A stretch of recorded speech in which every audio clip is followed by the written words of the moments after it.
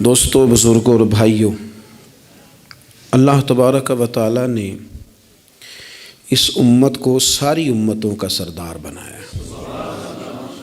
کنتم خیر امت کہہ کے اس امت کو اللہ تعالیٰ نے تمام امتوں کی امامت عطا کر دی۔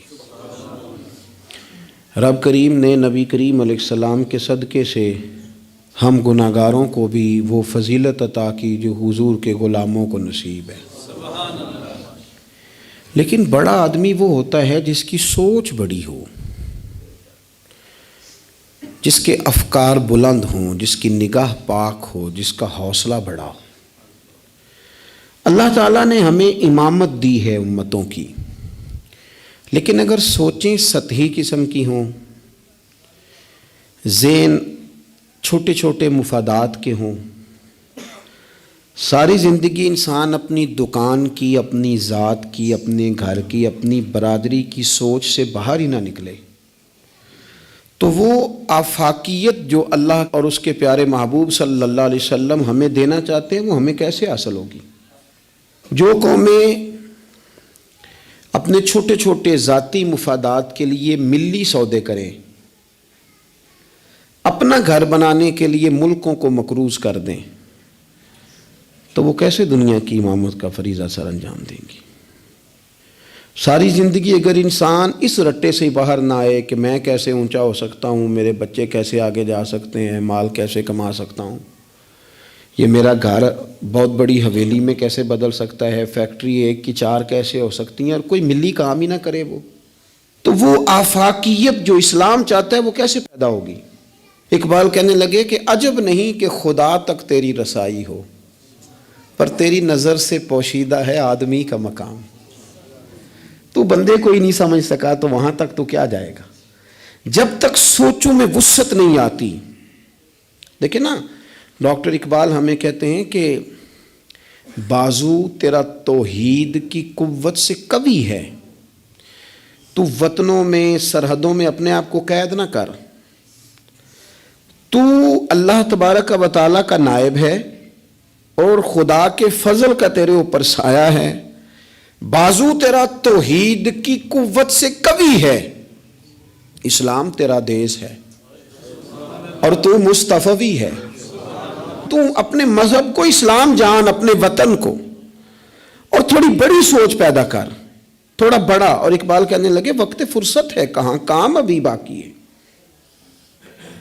ابھی آرام سے بیٹھ گئے ہو، ابھی آرام سے بیٹھ گئے ہو، ابھی تو دنیا میں رسول اللہ صلی اللہ علیہ وسلم کے نظام کے جھنڈے کو بلند کرنا تھا، حضور کی آفاقی تعلیمات سے پوری دنیا کو تم نے روشناس کرانا تھا۔ اقبال کہنے لگے وقت فرصت ہے کہاں، وہ کام ابھی باقی ہے، نور توحید کا اتمام ابھی باقی ہے۔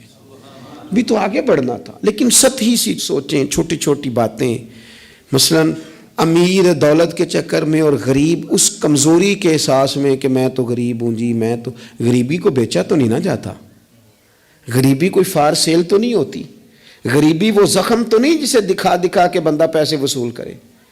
آپ اپنی غریبی کو بھی کیا سیل کریں گے؟ اپنے آنسو بھی بیچیں گے کہ میں چونکہ کمزور ہوں تو لہذا فٹافٹ میری بولی لگا دی جائے؟ لا یسألون الناس الحافا۔ قرآن کہتا ہے انہیں بڑی بھی ضرورت ہو تو پھر بھی لپٹ لپٹ کے سوال نہیں کرتے، ان کی سوچیں بڑی ہوتی ہیں۔ وہ کہتے ہیں بندے کیا دے سکتے ہیں، سیٹھ کیا دے سکتے ہیں، نواب کیا دے سکتے ہیں، اللہ رسول سے مانگیں گے۔ ان کی بڑی سوچیں ہوتی ہیں۔ وہ شاعر تھا نا ایک بیچارہ، شاعر ناراض نہ ہو جائیں، یہ بھی بیچارے قابل رحم ہوتے ہیں، ساری دنیا سو رہی ہوتی ہے تو یہ چھتوں پہ پھر رہے ہوتے، کہتے ہیں آمد ہو رہی ہے، تو یہ بھی ایک عجیب بعض اوقات کیفیت بن جاتی ہے۔ تو اس کی بھی حالت کچھ تھوڑی زیادہ ہی پتلی تھی، کپڑے بھی پھٹ گئے، کسی چوک میں مکھیاں بھنک رہی تھیں، تو کسی نے سمجھ لیا کہ شاید غریبی بیچے گا۔ ایک بندہ سیٹھ گزرا تو 5 روپے پھینک گیا، تو شاعر اسے کہنے لگا یہ اٹھا اپنے پیسے لے جا، کہنے لگا وہ آپ کو اس لیے دیں کہ آپ کو ضرورت تھی، بڑا خوددار آدمی تھا۔ کہنے لگا اگر ضرورت ہوگی تو میں رب سے مانگ لوں گا، اللہ سے مانگ لوں گا ضرورت پڑے گی تو۔ یہ آرزوئے کرم اور میں آپ سے کروں، یہ آرزوئے کرم اور میں آپ سے کروں، یہ بھیک اس کو دی ہے جس کا خدا نہ ہو۔ میں مانگ لوں گا اللہ رسول مجھے دیتے ہیں. خودداری، عزت نفس، بڑی سوچ، بلند افکار، یہ ذات کا جو چنگل ہے نا، اس سے اپنے آپ کو آزاد کیا جائے. میری بات بن جائے، مجھے کو چودھری مان جائے، مجھے کو بڑا مان جائے، کسی کو پتہ چل جائے تعلق ہے، کسی کو پتہ چل جائے فلانے کا نام آتا ہے، کسی کو میں بھئی آپ کمزور ہو جائیں گے، آپ تو بھیک اور خیرات مانگنے لگیں گے عزت کی. آپ کس چکر میں پڑ گئے؟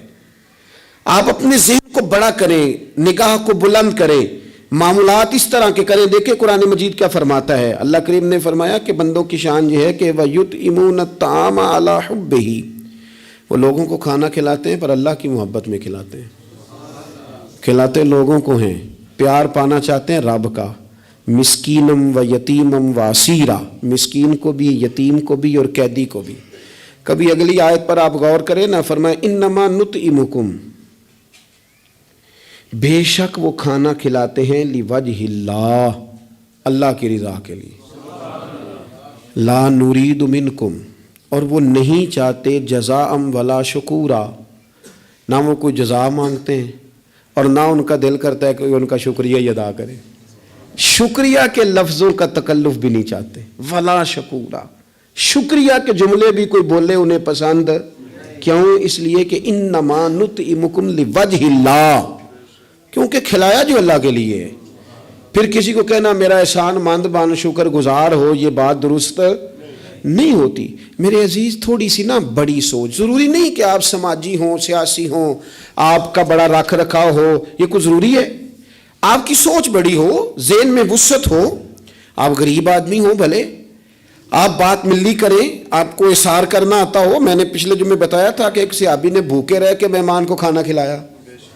ان کی اپنی حالت یہ تھی کہ ایک وقت کا کھانا نہیں تھا. آپ کے مزاج میں وسعت ہو، مزاج میں.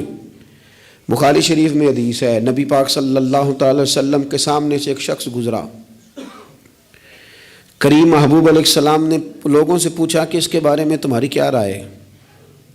عرض کی یا رسول اللہ بہت وزادار آدمی ہے، بڑا باوقار ہے، کوئی بھی بات کرے تو لوگ توجہ سے سنتے ہیں، کہیں پیغام نکاح دے تو اسے رشتہ مل سکتا ہے، کسی کی سفارش کرے تو قبول کی جا سکتی ہے. حضور زیر لب ہلکا سا مسکرائے اور خاموش ہو گئے. بڑے بڑے سیاسی سماجی لوگ ہوتے ہیں نا شہروں میں، وہ بیچارے مطلب ان کا بس نہیں چلتا، کسی کی منت کریں کہ کہہ 2 دفعہ مجھے چودھری صاحب، گزارش کریں، کسی کا ترلا کریں کہ مہربانی کر 2 دفعہ کہہ دے میں بڑا آدمی ہوں، بول دے صحیح. شیخ سعدی کہتے ہیں جس طرح لکڑی کو گھن کھا جاتی ہے، بڑے لوگوں کو خوشامد کھا جاتی ہے، کھوکھلا کر دیتی، صلاحیتیں ضائع ہو جاتی، تعریف کا اتنا شوق لگ جاتا ہے، اتنی لت لگ جاتی ہے تعریف کی. تو حضور خاموش ہو گئے. تھوڑی دیر کے بعد ایک غریب آدمی گزرا، یہ بخاری ہے. نبی کریم صلی اللہ علیہ وسلم نے فرمایا اس کے بارے میں تمہارا کیا خیال ہے؟ عرض کی یا رسول اللہ یہ تو غریب آدمی ہے، سادہ آدمی ہے، یہ کوئی بات کرے تو لوگ توجہ سے سنے نہ، پیغام نکاح دے تو کوئی اسے رشتہ بھی نہ دے، اور حضور یہ سفارش کرے تو قبول بھی نہ ہو. ایک بندہ پہلے گزر گیا جس کے بارے میں یہ تھا کہ بڑا جناب، لوگ اس کو جانتے ہیں، اس کی بات سنی جاتی، سفارش مانی جاتی، پیغام نکاح دے تو رشتے ملتے.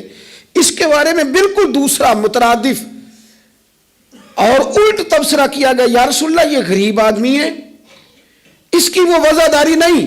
اب نتیجہ حضور نے بیان کرنا تھا، رزلٹ نبی پاک نے دینا تھا. حضور فرمانے لگے وہ جو تم نے کہا نا کہ بڑا وزادار ہے اور سفارشیں مانی جائیں اور پیغام نکاح قبول کیے جائیں، فرمایا اس طرح کے بندوں سے زمین ساری بھر بھی جائے تو پھر بھی یہ جو غریب گزرا ہے نا، یہ ان سب بندوں سے زیادہ افضل ہے. آپ کا کیا خیال ہے کہ نام کی تختیاں زیادہ لگی ہوں تو بندے کا رعب زیادہ ہے، اس نے بڑے افتتاح کیے ہوں تو اس کا رعب زیادہ ہے؟ تو میرے عزیز آپ بڑی سوچ، وسعت والی، بڑا کلیجہ، بڑا حوصلہ. نبی پاک صلی اللہ تعالی علیہ وسلم نا بڑی باتیں ارشاد فرماتے تھے. حضور کی کوئی ایک حدیث بھی، کبھی ایک حدیث پر بھی غور کرو گے تو عالمی سوچ ملے گی آپ کو، آفاقی بات، اس میں دنیا کی ساری حکمتیں پنہا نظر آئیں گی آپ کو. لیکن مسلمان اپنی گلی سے باہر نہیں آتا، اپنی برادری سے باہر نہیں آتا. اس کو یوں لگتا ہے کہ میرے گھر پیسے آ گئے نا، ایسی ہوا چلی ہے کہ ہر شخص سوچتا ہے اور تمام شہر جلے، بس ایک میرا گھر نہ جلے. حالانکہ سارے جل گئے تو کس کے ساتھ زندہ رہے گا؟ بستیاں اجڑ گئیں تو کدھر جائے گا؟ آپ اپنی مزاجوں کے اندر وہ وسعت لائیں، وہ بڑائی پیدا کریں۔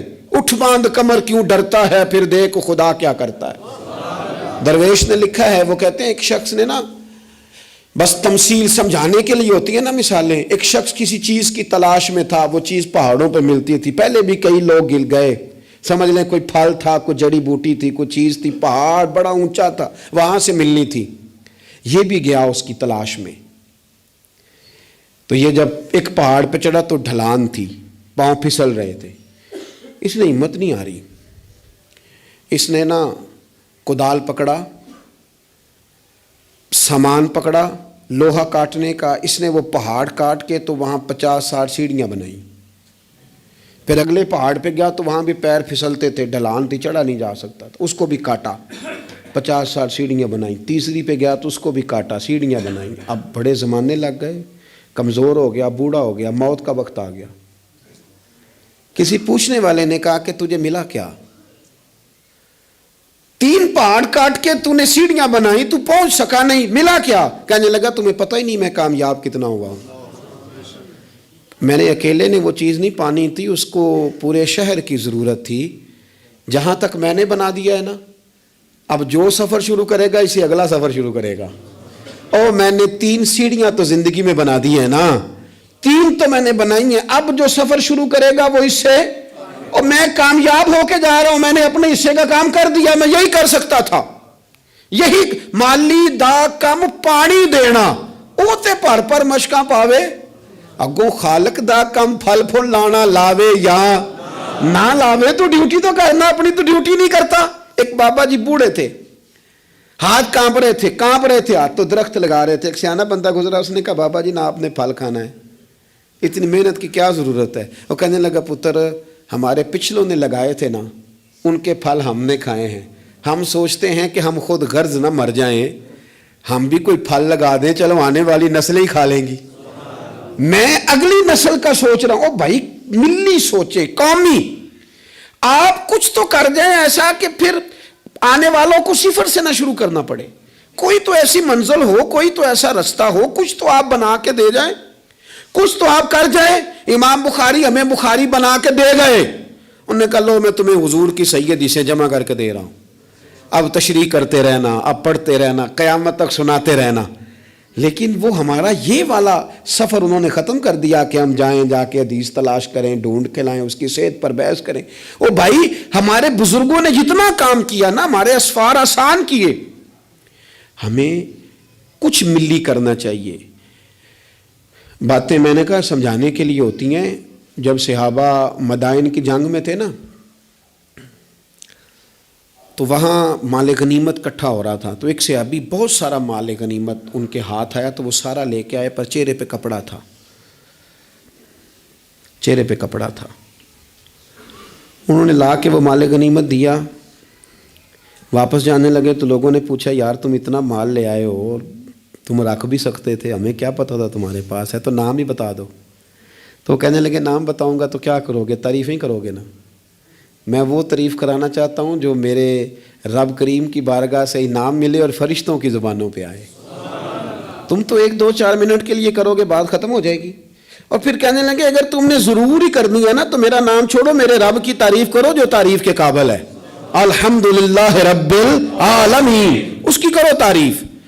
تمہیں میں کیوں نام بتاؤں؟ کہتے وہ چلے گئے صحابی چھوڑ کے، تو لوگوں کو اتنا تجسس ہوا کہ کوئی پیچھا کر رہا ہے، کوئی ان کے دوستوں سے پوچھ رہا ہے، کوئی ان کے قبیلے سے پوچھ رہا ہے۔ جب وہ سارے لوگ گھوم رہے تھے نا، اللہ اکبر، تو صحابی سے لوگوں نے کہا کہ آپ کے پیچھے تو لوگ لگ گئے ہیں۔ کہنے لگے دیکھ لو پھر، اگر میں نے اپنی تعریفیں روکی تھی تو میرے رب نے جگہ جگہ میری تعریفیں کرا دی، جگہ جگہ، اور میرے دل میں ابھی بھی نہیں ہے کہ میری تعریف کی جائے۔ تعریف اس رب کی ہونی چاہیے جو تعریف کے لائق ہے۔ ہم نا سطحی سوچے پیدا کرتے ہیں، سطحی۔ شہاب نے ایک جگہ پہ لکھا ہے، اس نے کہا یہ جہاں آج منگلا ڈیم ہے نا، یہاں پہلے میرپور شہر ہوتا تھا اصل۔ ایک جنگ میں جب یہ تباہ ہوا نا تو بڑا درد تھا شہر کے پرانے لوگوں میں کہ ہمارا شہر پھر سے آباد ہو جائے۔ کہتے ہیں میری ڈیوٹی تھی، ایک افسر میرے ساتھ اور تھا، جیپ میں جا رہے تھے، ایک بوڑھا آدمی، اس کی بیوی ساتھ، गधे पे 2 बोरियां रख के गुजर रहा है। हमारा गाड़ी करीब से गुजरने लगी तो हाथ दे के कहने लगा, पुत्र बैतुल माल किधर है जहां माल जमा कराते हैं? हुकूमत की वजारत खजाना का दफ्तर कहाँ है? कहते मैंने बूढ़े को देखा और उसकी बीवी को देखा, दोनों, एक ने इस तरफ से बोरी पकड़ी है, एक ने इस तरफ से, गधा चल रहा है। मैंने उनसे कहा, बाबा किधर जा रहे हो और ये क्या है? कहने लगे, पुत्र हमारा शहर तबाह हो गया है, तो मैंने और मेरी बीवी ने कई महीने लगा के मलबा साफ करके चांदी और सोना जमा किया है। ये 2 बोरियों में भरा है पुत्र, सही नज़र भी नहीं आता, ये पहुंचाना है ज़रा बैतुल माल में ताकि हमारा शहर फिर से बन जाए, हुकूमत के ख़जाने में पैसे आएँ, ये बस्तियां फिर से आबाद हो जाएं, हमारे बुज़ुर्गों की, हमारे बड़ों की यहाँ कब्रें हैं, ये शहर बसता रहे, हंसता रहे, लोग यहाँ आते रहे, कोई हमारी कब्रों पे। कहते मैंने बाबे के हाथ देखे तो छाले से भरे हुए, उसके कपड़े देखे तो फटे हुए, बोरी सोने की भरी हुई। कहते मैं रो पड़ा। मैंने कहा तेरे कुर्बान जाऊं, तूने इतनी मेहनत की है घर बनाने के लिए, नहीं शहर बसाने के लिए।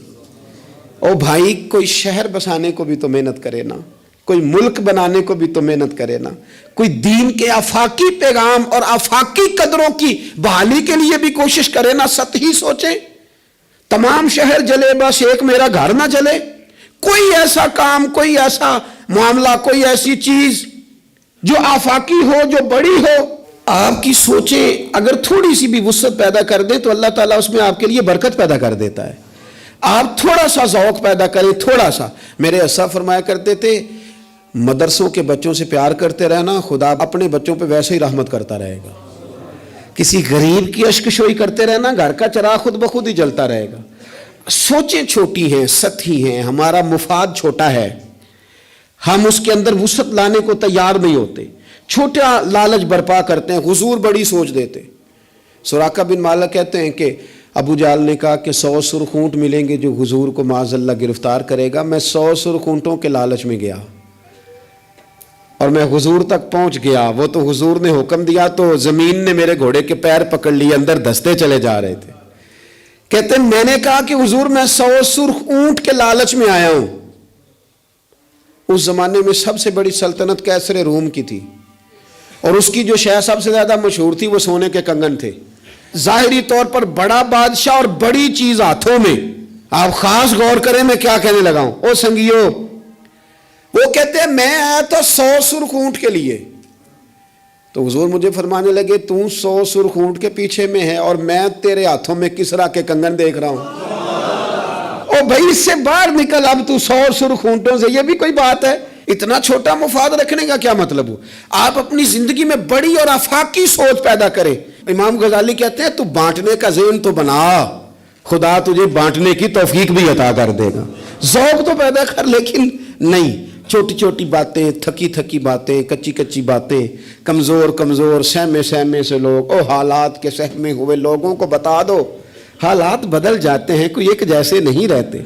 हर वक्त कमज़ोर बात करनी और हर वक्त जनाब अंदाज। हज़रत सैयदना इमाम ज़ैनुल आबिदीन, बड़ा बांटा उन्होंने, सोच बहुत बड़ी थी, यानी आफाकी मिजाज के लोग, ऊंचे कद का मिजाज, ऊंचे रवैये।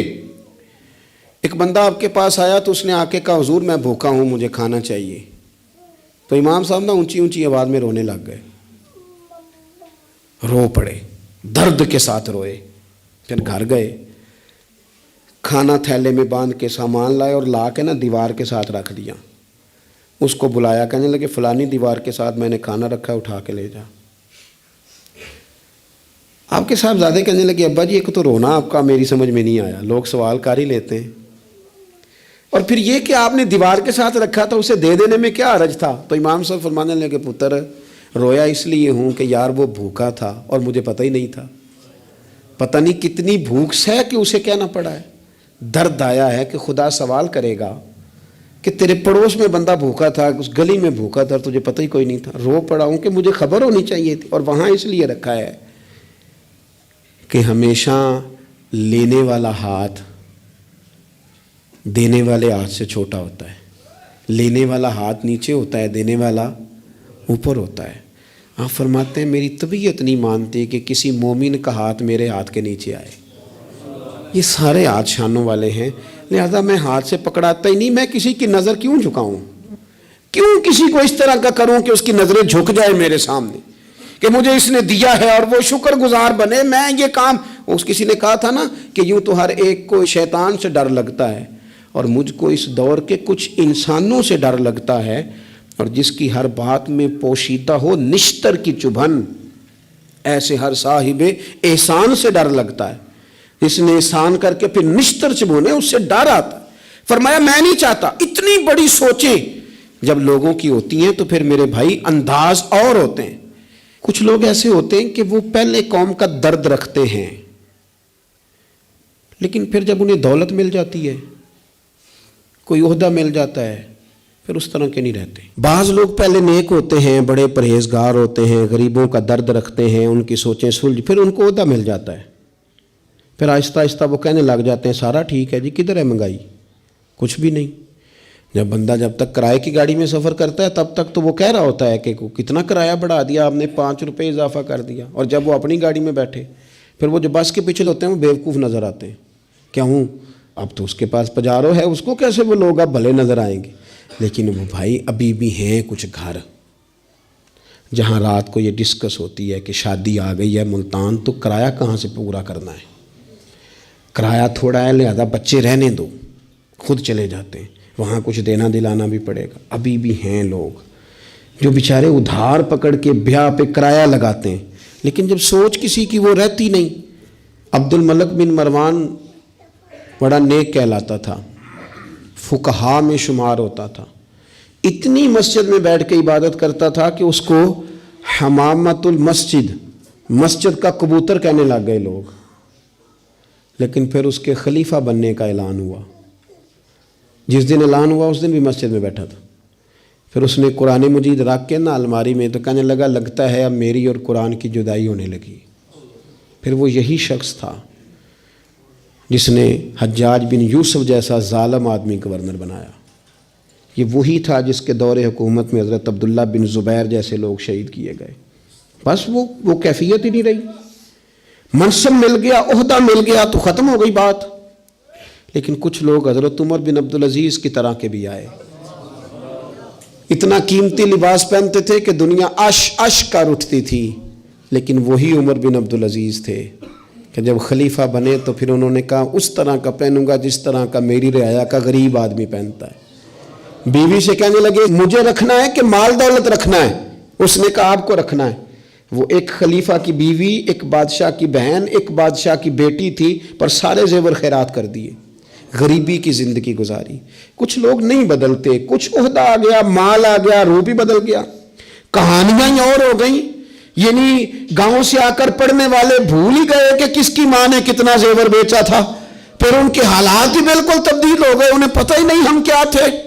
سنو نا، حضرت صدیق اکبر رضی اللہ تعالیٰ عنہ کچھ بچیوں کا دودھ عصر کے وقت جا کے دھو کے آیا کرتے تھے، ان کو دیتے تھے. جس دن خلیفہ بن گئے تو ایک بچی نے آ کے پوچھا حضور اب وہ بکریوں کا دودھ کون دھویا کرے گا؟ تو آپ فرمانے لگے کیا خلافت مجھے خدمت خلق سے روک دے گی؟ وہ کام میں اپنی آخرت کے لیے کرتا تھا، کرتا ہی رہوں گا، میں نہیں بدلوں گا، میں وہی ہوں حضور کا غلام. بلکہ کنز المال میں ایک روایت تو ایسی ہے کہ کلیجہ منہ کو آتا ہے. ایک اونٹ گم ہو گیا مال غنیمت کا. سیدنا فاروق اعظم اونٹ ڈھونڈتے ہیں، کبھی ادھر بھاگتے ہیں، کبھی اور میری ذمہ داری ہے، مجھ سے قیامت میں سوال ہوگا، اور یہ مسلمانوں کا مال ہے، میں اس کا امین. ادھر بھاگتے ادھر بھاگتے ادھر بھاگتے. ایک شخص نے کہا حضور آپ بیٹھ جائیں، کسی غلام کی ڈیوٹی لگائیں. 24 لاکھ مربع میل پر حکومت، علم بھی، فضل بھی، تقوی بھی، اور سب سے بڑھ کر عمر وہ ہے جن سے اللہ بھی راضی، رسول اللہ بھی راضی صلی اللہ تعالی علیہ وسلم. حضرت عمر سے کہا بیٹھ جائیں، غلام کی ڈیوٹی لگائیں. حضرت عمر نے رخ پھیر کے دیکھا اور اس بندے کی طرف دیکھ کے کہنے لگے میں بھی تو ایک غلام ہی ہوں. کیا ہوں میں؟ ایک غلام ہی ہوں. میں ایک غلام ہی ہوں. اتنے محل چڑھایا سانیاں، غلام ہی ہوں میں. کیا ہوں میں؟ جب آپ نے یہ لفظ کہے تو وہ بندہ کہتا ہے نارمل بات تھی، میرے بھی آنسو نکل آئے. یار یہ بھی کوئی انداز ہوتا ہے. لیکن بھول گئے لوگ، اپنوں کو بھول گئے، اپنوں کو بھول گئے، اپنے قریبیوں کو بھول گئے. دولت آئی تو پھر وہ محلہ پسند نہ آیا، پھر گھر سوسائٹی میں بن گیا، پھر یار بدل گئے، پھر رشتہ داریاں بدل گئیں، پھر حالات اور ہو گئے. اپنی سوچیں بڑی کریں، ذہن بڑا کریں، اپنے اندر تغیر نہ لائیں. آپ آفاقی بن جائیں، ذہن بڑا ہو تو خدا عطا بھی بڑا ہی کرتا ہے. اللہ سمجھنے کی توفیق عطا فرمائے. آخر دعوانا